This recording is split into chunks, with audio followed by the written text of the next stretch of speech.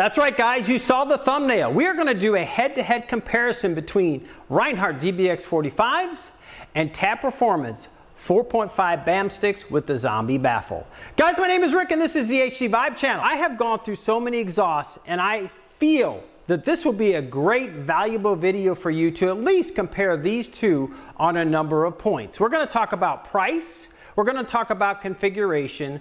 We're going to talk about installation. Not too much. I'm not even going to show you how to do that, but some differences there. And then we're going to get the bike outside and we're going to listen to what these sound like. And we'll get into it right after this. That's right, guys, head-to-head comparison between Rinehart DBX45s and Tab Performance 4.5 BAM sticks with the Zombie Baffles. I'm super excited. Guys, if you've been around the channel, you know I've run Rinehart DBX45s on all three bikes for over a year now. And I'm super excited. Tab Performance was kind enough to send out their Tab BAM sticks 4.5s with the Zombie Baffles for the M8 to compare head-to-head to the Rinehart DBX45. So first, let's talk about price. So the Tab Performance 4.5 BAM sticks for the 2017 and newer models comes in at $699, okay? And the Rinehart DBX45s comes in at $719.99. So basically $700 versus $720. So not a huge difference. But now here's where the interesting part comes in. Rinehart, in terms of configuration, you can get chrome or black. And on the chrome, you can either get a chrome tip straight or you can get the black tip straight. As you'll see on my bikes, I have combinations of all those. I have black on the ST. I have chrome on black on the Road Glide Special. And then I have all chrome on the Street Glide CVO. Let's talk about the configuration you can get on the Tab Performance BAM sticks. So you can get chrome or black on the main component of the slip-on. Now for your tips, you can get a straight cut or you can get a slash cut. And those can be chrome or black in either of those combinations for either of the main bodies of the exhaust. Now the other interesting thing is you can actually order different baffles. So I went with the Zombie Baffles, which is the loudest baffle. They have, I believe it's a 2.5 medium baffle. You can get it with no baffle, or you can get it with, I think it's a 1.5 baffle, which is the quietest. So I chose the Zombie. So on the DBX45, the only option you have is the DBX45 baffle. So we talked about price, we talked a little bit about configuration.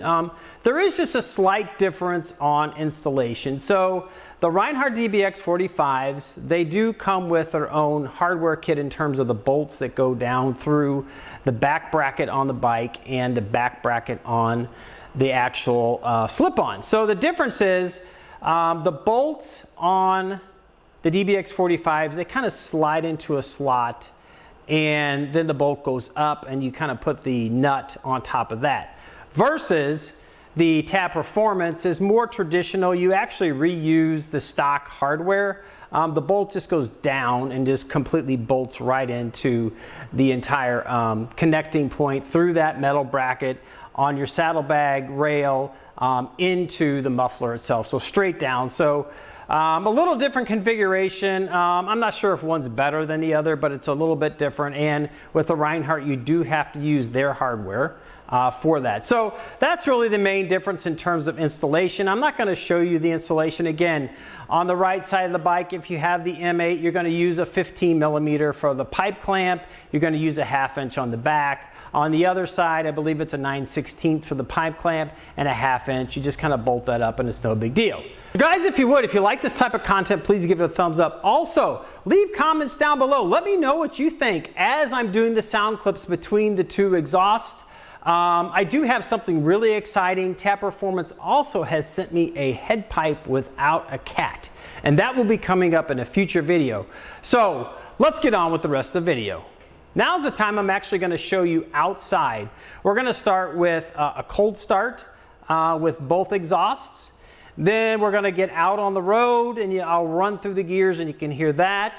And then we're also going to just kind of go around the neighborhood and you can get a feel for how loud or not loud they are, sort of not under a heavy load. So let's get these things on and we'll get out and hear some sound clips.